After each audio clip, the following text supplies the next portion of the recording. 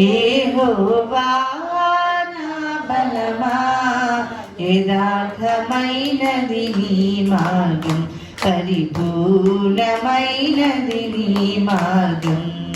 యెహోవా యెహోవా జీవము గల దేవా, బహుగా స్తుతులకు అర్హుడ నీవే. యెహోవా జీవము గల దేవా, బహుగా స్తుతులకు అర్హుడ నీవే. అన్యజనులలో ధన్యత చూపుచు, అన్యజనులలో ధన్యత చూపుచు, హల్లెలూయా స్తుతి గానము చేసేద, హల్లెలూయా స్తుతి గానము చేసేద. యెహోవా నా బలమా, యథార్థమైనది నీ మార్గం, పూర్ణమైనది నీ మార్గం. యెహోవా లెక్కించలేని స్తోత్రము దేవా, ఎల్లప్పుడూ నే పాడెదన్. ఆహా లెక్కించలేని స్తోత్రము దేవా, ఎల్లప్పుడూ నే పాడెదన్. అడవిలో నివసించునవన్నీ సుడిగాలియు మంచును, అడవిలో నివసించునవన్నీ సుడిగాలియు మంచును, భూమిపై నున్నవన్నీ, భూమిపై నున్నవన్నీ దేవా నిన్నే పొగడును.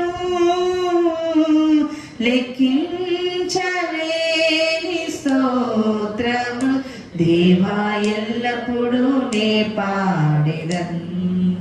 ఆహా లెక్కించలేని స్తోత్రము దేవా, ఎల్లప్పుడూ నే పాడెదన్. నీటిలో నివసించు ప్రాణులు, ఈ భూమిలోని జీవరాశులు, నీటిలో నివసించు ప్రాణులు, ఈ భూమిలోని జీవరాశులు, ఆకాశమున ఎగురునవన్నీ, ఆకాశమున ఎగురునవన్నీ ప్రభువా నిన్నే కీర్తించున్. లెక్కించలేని స్తోత్రము దేవా, ఎల్లప్పుడూ నే పాడెదన్. ఆహా లెక్కించలేని స్తోత్రము దేవా, ఎల్లప్పుడూ నే పాడెదన్. యేసయ్యా ఎల్లప్పుడూ నే పాడెదన్. సత్యంతో మిమ్మల్ని ఆరాధించినట్లుగా మా హృదయ శరీర ప్రాణాత్మ దేహం మరొకసారి మీకు సమర్పించుకుంటున్నాం. తండ్రి నీ వాక్య ధ్యానానికి మేము వెళ్తుండగా మీ యొక్క బలమైన సన్నిధి, మీ ప్రత్యక్షత మాకు దయచేయండి. మీ అభిషేకంతో మమ్మల్ని నింపండి. మేము మీ వాక్యము ఆత్మయు జీవమైనది నా తండ్రి. మీ బలమైన ఆత్మ, మీ బలమైన జీవము నేను విడుచున్న మా ప్రతి ఒక్కరిలోనైనా నీ జీవం ప్రవహించును గాక నాయన తండ్రి. ఆ ప్రభు ప్రతి అంధకార శత్రువులు దహించి వేసి మీ ఆత్మతో బోధించమని యేసు నామం అడుగుచున్నా పరమ తండ్రి. ఆమేన్. కీర్తనల గ్రంథము 136వ అధ్యాయం. దేవుడు తన మహాశ్చర్య కార్యములను చేయవాడు. ఆయన ఒక్కడే మహాశ్చర్య కార్యములు చేయవాడు. మన దేవుడు మహాశ్చర్య కార్యమును చేయవాడు. ఆయన నిరంతరము ఏలువాడు, నిరంతరము తన కృపను కనపరచువాడు. సో ఈ యొక్క వాక్య భాగంలో నాకు అర్థమవుతుంది, ఆయన కృప నిరంతరమును, his mercy endures forever. So ఇక్కడ మనకు మొదటి 5 నుంచి 9 వచనములలో ఏముంటదంటే, ఆయన తన జ్ఞానము చేత ఆకాశమును కలగజేసెను, ఆయన తన జ్ఞానం చేత భూమిని నీళ్ళ మీద పరచినవాడు, గొప్ప జ్యోతులను నిర్మించినవాడు, మరి పగటి నీళ్ళకు సూర్యుని, రాత్రి నీళ్ళకు చంద్రుని నక్షత్రమును చేసినవాడు. అంటే ఆయన మహాకాశములలో ఏమి చేశాడు? తన జ్ఞానం చేత. ఎలాంటి ఆశ్చర్య కార్యములు చేశాడు? తన మహిమ చేత అన్న వాక్యములను మనం ఇక్కడ చూస్తాము. So what God created in the heaven by his wisdom, knowledge and his glory, ఆయన నోటి మాట చేత ఏమి చేశాడు అన్నది మనం ఈ వాక్య భాగంలో చూస్తాము. 10వ వచనం నుంచి మనం చూసినట్లయితే, ఐగుప్తు దేశపు తొలిచూలను ఆయన హతము చేసెను, ఆయన కృప నిరంతరముండును, వారి మధ్య నుండి ఇజ్రాయెలును ఆయన రప్పించెను, ఆయన కృప నిరంతరముండును. మరి ఆయన ఎర్ర సముద్రమును పాయలుగా చేసి, అంటే మహాకాశములలో ఎటువంటి కార్యములు చేశాడు, సముద్రముల దగ్గర ఏమి కార్యములు చేశాడు. నెక్స్ట్ భాగంలో ఆకాశంలో మాత్రమే కాదు, ఆయన మహాసముద్రంలో సైతము గొప్ప మహాశ్చర్య కార్యములు చేయగల సర్వశక్తుడు అని మనకు తెలియపరుస్తున్నాడు. అందుకే ఎర్ర సముద్రంలో తన బిడ్డల కొరకు ఆయన పాయలుగా చేసి ఉన్నాడు. తర్వాత అరణ్య మార్గమున తన బిడ్డలను నడిపించినాడు. ఫరోను అతని సైన్యమును దానిలో ముంచివేసి ఉన్నాడు. సో శత్రువులను, తన బిడ్డలకు వ్యతిరేకమైనటువంటి శత్రువులందరినీ కూడా అక్కడ హతమార్చినట్టుగా మనము చూస్తున్నాము. సో మహాకాశములు కాదు, భూమి మీద ఉన్నటువంటి అరణ్య మార్గము ఉన్నటువంటి అగాధ జనముల సైతం కూడా ఆయన మార్గములను కలుగజేసేటువంటి సర్వశక్తుడు. సో మన తర్వాత మనము 14వ వచనం నుంచి మనం చూసినట్లయితే 15వ వచనం నుంచి, సో ఎవరైతే ఈ భూమి మీద ఏలుచున్నారో వాళ్ళని దేవుడు ఏ విధంగా హతమార్చాడు అన్నది మనం చూస్తున్నాము. సో ఆకాశమును సృష్టించిన దేవుడు మహాకాశమును ఏ విధంగా మహత్కార్యం చేశాడు, భూమిని వాటి మీద ఉన్నటువంటి సమస్తం ఏ విధంగా తన నోటి మాట చేత చేస్తున్నాడు, అదే విధంగా మరి భూమిని ఏలుచినటువంటి రాజులను ఆయన ఏం చేస్తున్నాడు.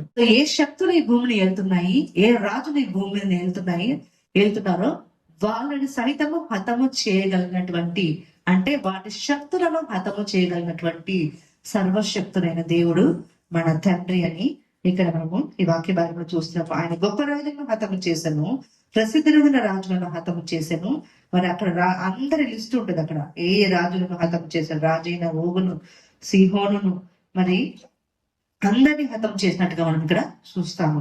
21 వర్స్ నుంచి మనం చూసినట్లయితే, దేవుడు తన బిడ్డలను ప్రేమించి ఆయన ఏమేమి ఇచ్చిన్నాడు. తన బిడ్డలను ప్రేమించి వాగ్దాన దేశంలో ఆయన స్వాస్థ్యముగా అప్పగిస్తున్నాడు. తన బిడ్డలకి వ్యతిరేకమైనటువంటి శత్రువులను ఆయన సమాప్తము చేస్తున్నాడు. అందుకే మన శత్రువుల చేతిలో ఉండే ఆయన మనల్ని విడిపించెను, ఆయన కృప నిరంతరముండును. సో తన బిడ్డలను ప్రేమించి మన శత్రువుల చేతిలో నుంచి, ఆ యొక్క బలములో నుంచి, ఆ యొక్క శక్తిలో నుంచి తన బలము చేత విడిపించి ఆయన నడిపించేటువంటి దేవుడుగా ఉంటున్నాడు.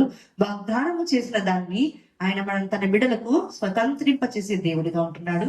కాబట్టి ఆ దేవునికి నిరంతరము మనము కృతజ్ఞతాస్తుతులు చెల్లించవాలని దేవుడు సెలవిస్తున్నాడు. ఆకాశమందున దేవునికి కృతజ్ఞతాస్తుతులు చెల్లించారు. నీ దేవుడు ఇంత గొప్పవాడు, మన దేవుడు ఇంత గొప్పవాడు కాబట్టి మనము ఆయనకు కృతజ్ఞతాస్తుతులు. Thank God of heaven, thank God of heaven and earth, thank God of king of kings, thank God of all the creatures. అక్కడ మనం చూసినట్లయితే జీవములకు ఆయన ఆహారము ఇచ్చుచున్నాడు. The whole creature is ruling by our God. Thanking God, దేవునికి స్తుతి చెల్లించుట, ఆ హార్ట్ అన్నది ఇట్స్ వెరీ ఇంపార్టెంట్. మనం ప్రతి విషయంలో, అంటే మనకి ఏదైనా బెనిఫిట్ అవుతేనే థ్యాంక్స్ చెప్పడం ఒకటి కాదు, కానీ every time, all the time we should have a thanking heart. So అది ఏం చేస్తుందంటే మనకు చాలా విక్టరీని తీసుకుని వస్తుంది. సంఖ్యాకాండము 14వ అధ్యాయం 1-2 వచనం. సర్వ సమాజము ఎలుగెత్తి కేకలు వేసెను, ప్రజలు ఆ రాత్రి ఎలుగెత్తి ఏడ్చిరి, మరియు ఇశ్రాయేలీయులందరూ మోషే అహరోనులపై సనుకొండ్రి. ఇశ్రాయేలీయుల సర్వ సమాజంతో మేము సంచరించి చూచిన దేశము మిక్కిలి మంచి దేశము. యెహోవా మన యందు ఆనందించిన యెడల ఆ దేశంలో మనల్ని చేర్చి దాన్ని మనకిచ్చును. అది పాలు తేనెలు ప్రవహించు దేశం. వాక్య భాగం మనం చూసినట్లయితే మనకందరికీ తెలిసిన వాక్య భాగం కాబట్టి నేను చెప్పేస్తాను. మరి 40 రోజులు కనాను దేశంకు ఒక ట్రిప్ లాగా వెళ్తారు. 12 గోత్రముల నుంచి 12 మంది వెళ్తారు. ఇద్దరిద్దరు వెళ్తారు కదా, 24 మెంబర్స్ వెళ్తారు. సో వాళ్ళు వెళ్ళి చూసి వస్తారు దేవుడు ఇచ్చేటువంటి దేశం ఎట్లా ఉంటుందో వేగుల వారిలాగా వెళ్ళి చూసుకొని వచ్చేస్తారు అనమాట. సో వచ్చిన తర్వాత మరి అందరూ 10 గోత్రముల వారు ఏం చేస్తారంటే, అక్కడ ఉన్నటువంటి మోయాబీలు, మోరీలు, పెరిజీలు, వీళ్ళ అంటే ఉన్నత దేవులను చూసి భయపడుతుంటారు వాళ్ళు. భయపడి అదే సమాచారాన్ని వీళ్ళకి చెప్తారు. కానీ ఇద్దరు మాత్రము, యెహోషువ కాలేబులు మాత్రము అవన్నీ చూశారు. కానీ ఏం చేస్తున్నారంటే, దేవుడు వీటిని వీళ్ళను ఈ దేశంలో మనకి ఇస్తానని చెప్పాడు కాబట్టి ఆయన నిశ్చయంగా ఇస్తాడు అని. అది మంచి దేశమే కాబట్టి దేవుడు మనకు నిశ్చయంగా అది మనకు అనుగ్రహింపచేస్తాడు అని చెప్తున్నాడు అనమాట. సో మనము ఏం చేస్తామంటే, మరి పరిస్థితులు కానీ, సిచ్యువేషన్స్ కానీ, ఏదైనా సరే, మన ఎదురున్నటువంటి ఏ పరిస్థితి అయినా సరే, దాన్ని చూసినప్పుడు మనము ఎప్పుడు ఆనందిస్తాము? అసలు మనం జనరల్ గా హార్డ్ సిచ్యువేషన్ చూస్తే మనము ఆనందించాం. మనకు జనరల్ గా భయం వస్తుంది, జనరల్ గా మనకి ఫియర్ వస్తుంది, లేకపోతే ఏడుపు వస్తుంది, బాధ వేస్తుంది, దుఃఖం వేస్తుంది, కన్ఫ్యూజన్ వస్తుంది. రకరకాల ఎక్స్ప్రెషన్స్ ఒక్కొక్కరికి ఒక్కొక్క విధంగా రియాక్ట్ అవుతుంటారు. కానీ అయితే దానిని విశ్వాసం కలిగినటువంటి వారు మాత్రమే, విశ్వాసపు చూపుతో చూసినప్పుడు మాత్రమే, లేకపోతే దేవుని పట్ల పరిపూర్ణమైన విశ్వాసం కలిగినటువంటి వారు మాత్రమే ఎస్ మనం దాన్ని అచీవ్ చేయగలుగుతాము, ఎస్ మనం దాన్ని రీచ్ అవ్వగలుగుతాము, ఎస్ నా దేవుడు నాకు దాన్ని ఇస్తాడు అని మనము చూడగలుగుతాము. అయితే ఆ 10 గోత్రముల వారి మీద ఎంత కోపం దేవుడికి వచ్చిందంటే ఒకసారి మనం చూద్దాము. 11వ వచనం నుంచి మనం చదువుదాము. యెహోవా, ఎన్నాళ్ళ వరకు ఈ ప్రజలు నన్ను అలక్ష్యము చేదురు. 11వ వచనంలో 14, 11. ఎన్నాళ్ళ వరకు నేను వారి మధ్యను చేసిన సూచక్రియలన్నింటినీ చూచి నన్ను నమ్మక యుందురు. నేను వారికి స్వాస్థ్యం ఇయ్యక తెగులు చేత వారిని హతము చేసి ఈ జనము కంటే మహాబలం గల గొప్ప జనమును నీ వలన పుట్టించేందని మోషేతో చెప్పగా, అసలు దేవుడైతే ఎంత కోపం వచ్చిందంటే ఈ సమయంలో, ఇక వాళ్ళందరినీ నేను నాశనం చేస్తాను, నేను నీతో కొత్త జనాంగము నేను పుట్టిస్తాను అని చెప్తున్నాడు అనమాట. అయితే మోషే ఏమన్నాడో ఆ మాటలు చాలా ప్రాముఖ్యమైనవి. 13వ వచనం చూస్తాము. మోషే యెహోవాతో ఇట్లా, నేను అలాగైతే ఐగుప్తులు దాని గూర్చి విందురు. నీవు నీ బలము చేత నీ జనమును ఐగుప్తుల నుండి రప్పించితివి కదా. వీరు ఈ దేశ నివాసులతో ఈ సంగతి చెప్పియుందురు. యెహోవాను నీవు ఈ ప్రజల మధ్య ఉన్నావనియు, యెహోవాను నీవు ముఖాముఖిగా కనబడిన వాడవనియు, నీ మేఘము వారి మీద నిలుచుచున్నదనియు, నీవు పగలు మేఘస్తంభంలోను రాత్రి అగ్నిస్తంభంలోను వారి ముందర నడుచుచున్నావనియు వారు విని ఉన్నారు కదా.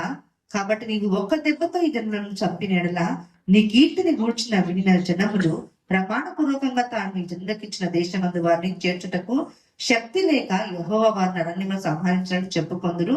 యెహోవా దీర్ఘశాంతుడును కృపాతిశయుడును, దోషమును అతిక్రమమును సంహరించువాడును, అపరాధను నిరపరాధిగా ఎంచక 3-4 తరముల వరకు తండ్రుల దోషమున కుమారుల మీదకి తెచ్చివాడుదైనాడని నీవు చెప్పిన మాట చొప్పున నా ప్రభు యొక్క బలము ఘనపరచబడును గాక. ఐగుప్తుల నుండి వచ్చినది మొదలుకొని ఇది వరకు నీవు ఈ ప్రజల దోషమును పరిహరించినట్లు నీ కృపాతిశయమును బట్టి ప్రజల దోషమును దయచేసి క్షమించమని యెహోవాతో చెప్పగా, యెహోవా నీ మాట చొప్పున నేను క్షమించున్నాను. నాకు చాలా హార్ట్ టచ్ అయినటువంటి మాట ఏంటంటే, నీ మాట చొప్పున నేను క్షమించున్నాను. ఎవరి మాట చొప్పున? మోషే మాట చొప్పున. ఏం మాట్లాడాడు మోషే? తండ్రి, నువ్వు ఇంత బలముతో మహాబలంతో తీసుకుని వచ్చావు కదా, మరి ఇక్కడికి వచ్చాక వారు నశించిపోతే నీకు చెడ్డ పేరు వస్తుంది. కాబట్టి నీ మహిమ విస్తరించబడినట్లుగా వారి అపరాధములను క్షమించి వారికి సహాయం చేయండి అని అడుగుతున్నాడు. దాంతోపాటు ఏమంటున్నాడు అక్కడ? యెహోవా దేవుని స్తుతిస్తున్నాడు, దేవుని ఘనపరుస్తున్నాడు, దేవుని యొక్క ఔన్నత్యమును, ఆయన మహాతిశయమును ఆయన పొగడుచున్నాడు. అది అసలు పొగడే సమయమేనా? ఒక పక్క 6 లక్షల కాల్వలంలో ఉన్నటువంటి ఆ యొక్క మనుషులు ఒక్కసారిగా ఆ 10 గోత్రముల వారు చెప్పినటువంటి మాటలు విని ఒక్కొక్కరు రాళ్ళెత్తి చంపేటువంటి స్థితిలోనికి, అంత డిఫరెంట్ సిచ్యువేషన్ లోనికి ఆ సమాజం వెళ్ళిపోయింది, ఆ యొక్క కాంగ్రిగేషన్ వెళ్ళిపోయింది. కానీ అక్కడ కూడా మోషే ఏం చేస్తున్నాడు? యెహోషువ కాలంలో చెప్తా, నీవు మనం యెహోవా యందు ఆనందించిన ఎడల ఆయన దాన్ని నిశ్చయంగా మన స్వాధీనంలోకి తీసుకుని వస్తాడు. అయితే మోషే ఏం చెప్తున్నాడు? మోషే ఎందుకు అట్టి హృదయం కలిగి ఉన్నాడు? దేవుడు క్షమించే దేవుడు, దేవుడు దీర్ఘశాంతుడు, దేవుడు కృపాతిశయం చూపే దేవుడు, దేవుడు వీటిని ఈ దోషములంతటిని పరిహరిస్తాడు, దీన్ని కూడా క్షమిస్తాడు. తండ్రి, నువ్వు పరిహరించే దేవుడువు, నువ్వు చేసే తండ్రివి అని తన హృదయం కృతజ్ఞత, తన హార్ట్ లో థ్యాంక్స్ గివింగ్ హార్ట్ ఉంది కాబట్టి తను ఆ మాటలు చెప్పగలుగుతున్నాడు. సో దేవుడు వెంటనే ఏం చెప్తున్నాడంటే, నీ మాట చొప్పున క్షమించున్నాడు. మనము ఎప్పుడైతే ఈ థ్యాంక్ గివింగ్ హార్ట్ అన్నది ఒక విశ్వాసంతో మనము కలిగి ఉంటామో మన నోటి నుంచి వచ్చేటువంటి మాటలు పరిస్థితులను చూసి వచ్చేటువంటి వాళ్ళ మాటల కంటే కూడా భిన్నంగా ఉంటాయి.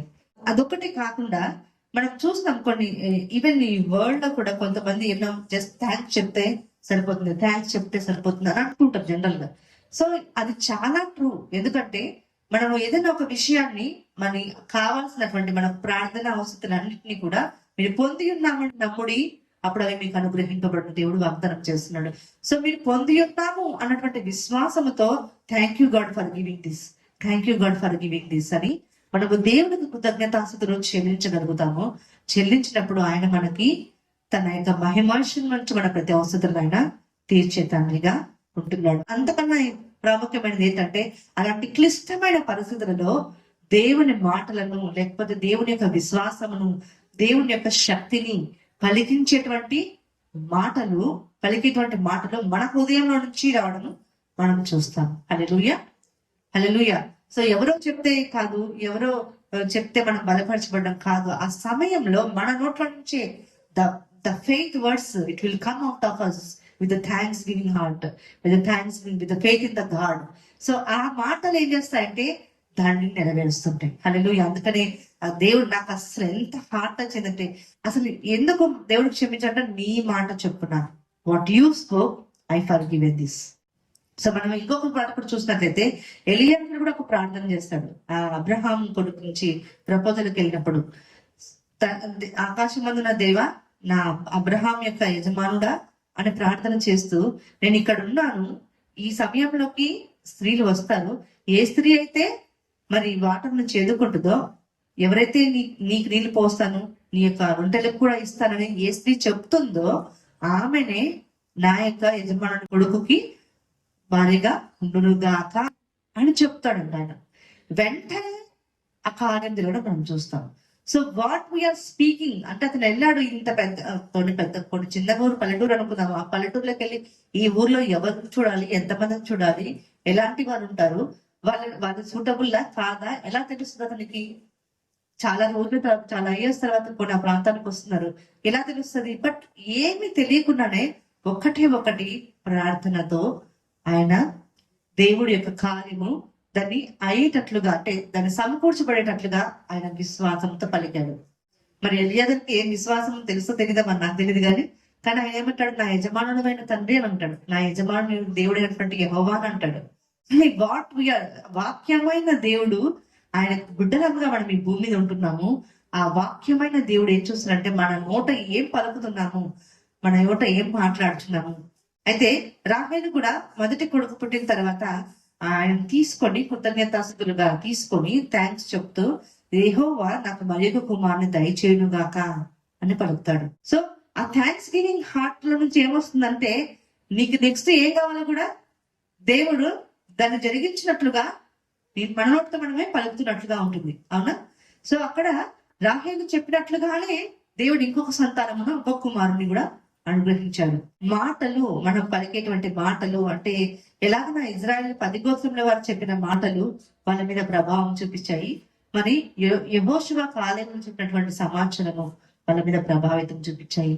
సో ఇది మనం నెక్స్ట్ వీక్ లో చూసుకుందాము. సో ఏ థ్యాంక్ గివింగ్ హార్ట్. నేను ఒకటి ఏంటంటే పర్సనల్ గా ఎగ్జాంపుల్, నేను నా యొక్క లైఫ్ లో నేను కొంచెం ఒక చిన్న టెస్ట్ మోడల్ లాగా చెప్తున్నది ఏంటంటే, నేను ఎర్లీ మార్నింగ్ లేయాలనుకుంటా కానీ ఒక్కొక్కసారి లేయలేకపోతుంది. ఒకసారి లేస్తే 2-3 days లేయలేకపోతుంటా ఒక్కొక్కసారి. సో అది నాకు లేయాలి ప్రభావ, నేను లేయలేకపోతున్నాను, హెల్ప్ చేయాలని అడుగుతా ఉండేదాన్ని, అలా అనుకుంటుండేదాన్ని. కానీ ఎప్పుడు కూడా సేమ్ అదే కంటిన్యూ అవుతా ఉండేది. కానీ ఒకరోజు కొద్ది రోజులు ఎందుకో దేవుడు నాకు స్ట్రిక్ట్ గా ఏం చెప్పాడంటే, సే థ్యాంక్స్ టు గాడ్, నాకు మెలకు ఇచ్చినందుకు థ్యాంక్ యూ గాడ్, నాకు నీ సన్నిధిలో ఉన్నట్టుగా హెల్ప్ చేసినందుకు థ్యాంక్ యూ గాడ్ అన్నట్టుగా నేను చెప్పాను కొద్ది రోజులు. అదే పనిగా ఈ రోజు నేను ఒక వాక్యం చదువుతుంటే నాకు మాట అదే, పట్టుదల కలిగి మీ హృదయములను యెహోవా తట్టు తిరుగుడి అని అంటున్నాను. అంటే మనం ఆ పట్టుదలగా నాకు కావాలి అన్నట్టుగా మనము దేవుని వైపు టర్న్ చేసినప్పుడు, సో నేను అది రోజు ప్రభు నాకు థ్యాంక్ యూ, నువ్వు నాకు మెలకు ఇస్తున్నందుకు థ్యాంక్ యూ, నేను నీ సన్నిధిలో నిలబెడుతున్నందుకు థ్యాంక్ యూ, నాకు హెల్ప్ చేస్తున్నందుకు థ్యాంక్ యూ అని నేను కొన్ని డేస్ కన్ఫ్యూస్ చేస్తాను. యాక్చువల్ గా నేను ఇలా చెప్పాను, థ్యాంక్స్ చెప్పాను దేవునికి.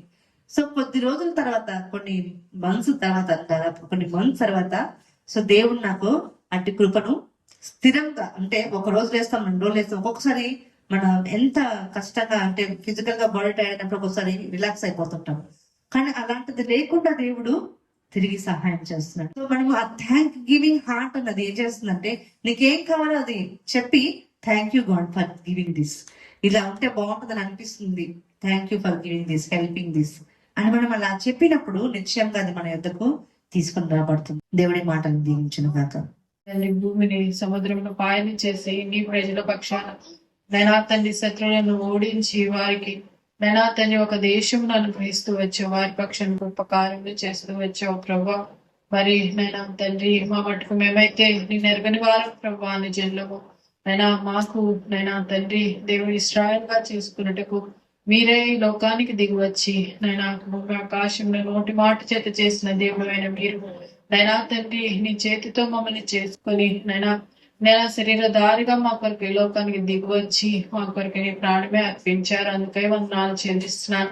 మీరు కార్చిన రక్తము ద్వారా మాకు రక్షణ అనుగ్రహిస్తూ వచ్చారు, దేవుని ఇశ్రాయేల్ గా చేసుకున్నారు. అంతేకాక ఇశ్రాయేల్కి ఇచ్చిన వాగ్దానాలు మాకు అనుగ్రహిస్తూ వచ్చారు.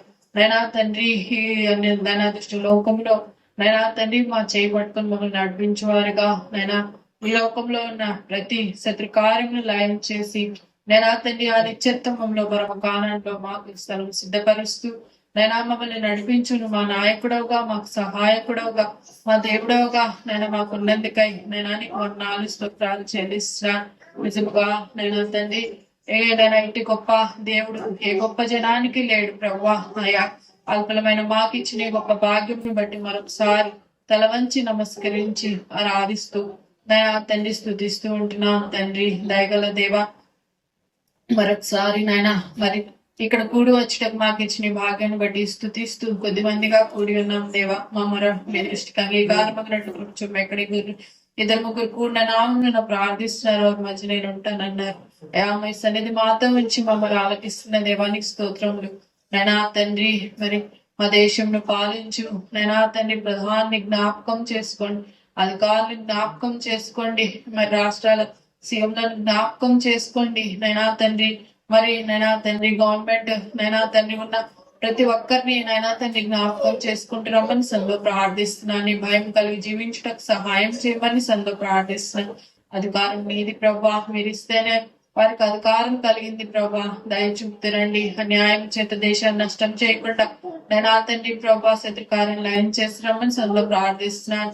మరి తండ్రి రీతిగా నా దేశంలో ప్రభా క్రైస్తవుల మీద జరుగుతున్న దాడులు నైనా తండ్రి ప్రోత్సాహపరుస్తున్నా నైనా తండ్రి, మరి గవర్నమెంట్ అవన్నీ మీకు తెలుసు ప్రభా, వాటన్నిటిని జ్ఞాపకం చేసుకోండి. రీతిగా ప్రభా హింసకు గురవుతున్నా నైనా తండ్రి దర్శకులను జ్ఞాపకం చేసుకోమని సందో ప్రార్థిస్తున్నాను తండ్రి. ఎక్కడ వారు క్రైమ్ చెల్లించారో అక్కడ నీ రాజ్యంను విస్తరింప చేయమని పాదాలు బట్టి ప్రతిమాలు కొంచెం ఉంటున్నాను తండ్రి. దయచూపుతూ రండి నైనా తండ్రి, కనికరం గల దేవుడు, జ్ఞానము కలిగి నైనా తండ్రి ప్రభా మమ్మల్ని పాలించువారు నైనా తండ్రి. మరి నైనా తండ్రి ప్రతి విషయంలో జ్ఞానం కలిగి పాలించడానికి సహాయం చేస్తున్నామని కూడా నీ సన్నిధిలో ప్రార్థిస్తూ ఉంటున్నాను తండ్రి. దయచూపుతూ రండి. ఈ రీతిగా నైనా తండ్రి నైనా మరి కావాల్సిన కృపను నైనా తండ్రి ప్రభా మా అందరికి అనుగ్రహిస్తురండి. ఆ రీతిగా మా కుటుంబాల్లో మా నైనా తండ్రి ప్రభా మరి మేము కూడా మా కుటుంబాలను కట్టుకునే విషయంలో కూడా మేము జ్ఞానం కలిగి ఉండటకు సహాయం చేస్తున్నామని సందో ప్రార్థిస్తూ ఉంటున్నాను ప్రభా.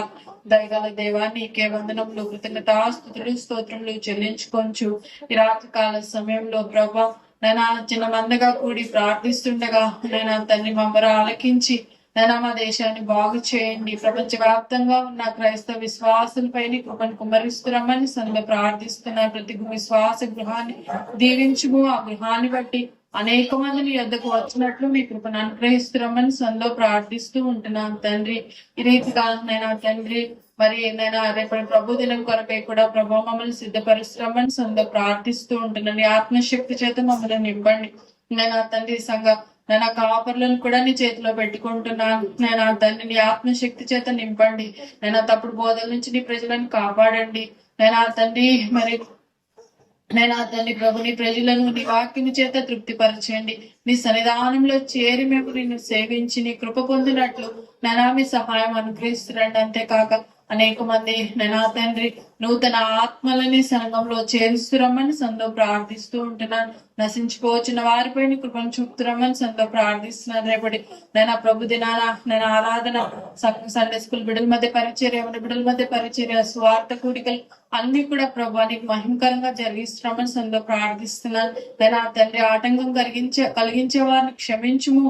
నైనా తండ్రి ఎవరైతే ప్రభా నైనా ఆటంకం కలిగిస్తున్నారు ఒక దినాన వారు కూడా ప్రభా నేను వారి నోట నీవే దేవుడు అని సాక్ష్యం ఇచ్చినట్లు కార్యం చేయమని, అసాధ్యంలో సాధ్యం చేసే దేవుడు ప్రభా కార్యం చేయమని సందో ప్రార్థిస్తూ నేను తండ్రి సమస్త మహిమ ఘనత ప్రభావం నీకే ఆరోపిస్తూ ఈ రీతిగా ప్రభా మరి కొద్ది విన్నపములు నేను తండ్రి మరి మేము కలిసి ప్రార్థించుకొని నీ కృపను బట్టి బలపరచబట్టకు నైనా తండ్రి మా ఆత్మలను బలపరచుకొనుటకు నైనా తండ్రి మీరు ఇచ్చిన ఈ భాగ్యమును బట్టి కూడా కృతజ్ఞతా స్తుతులు స్తోత్రములు చెల్లిస్తూ సమస్త మహిమాగంత ప్రభావం నీకే ఆరోపిస్తూ మా కుటుంబాలన్నింటినీ నైనా నీ చేతిలో పెట్టుకుంటూ పేరున జ్ఞాపకం చేసుకోండి. నన్ను దీవించి ఆశీర్వదిస్తున్నాము. ఈ వారం అంతా నీ కృపలో మమ్మల్ని భద్రం చేస్తున్నామని మహిమాగంత ప్రభావం నీకే ఆరోపిస్తూ కృపగల యేసయ్య పేరిట స్తుతించి ప్రార్థించి వేడుకుంటున్నాం తండ్రి. ఆమేన్.